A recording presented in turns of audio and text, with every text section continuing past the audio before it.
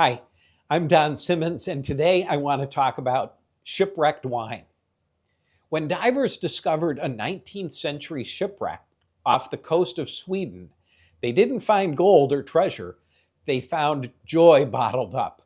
Dozens of unopened cases of vintage sparkling wine lay hidden beneath 150 years of darkness, sealed tight and perfectly preserved in the cold Baltic Sea. Experts say that some of it may still be drinkable, still able to gladden the heart, just as it was meant to do a century and a half ago.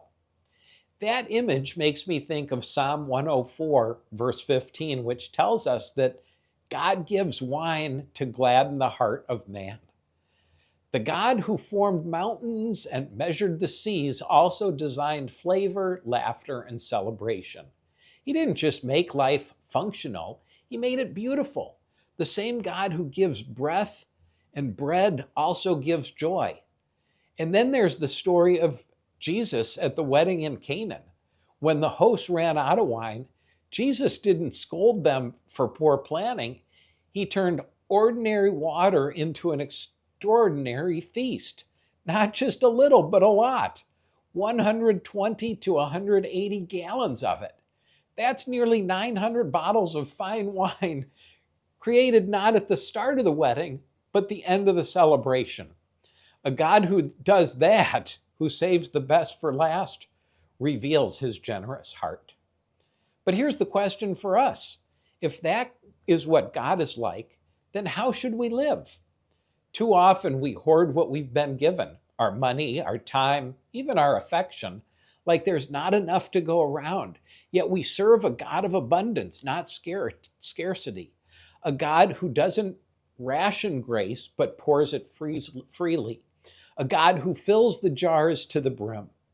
The wine at Cana reminds us that generosity is the language of heaven. When we give freely, we reflect the heart of the one who gives without measure. When we bless others, we uncork joy in places that have run dry. When we live open-handedly, we become living reminders that God still gladdens the heart of man. That shipwrecked wine was hidden away for more than a century, but God's generosity was never meant to stay sealed up. It was meant to be poured out. So today, don't be stingy with what God has entrusted to you.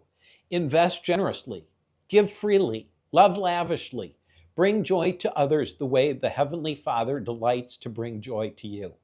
And when we pour out our lives for others, we taste the joy of the one who still turns water into wine.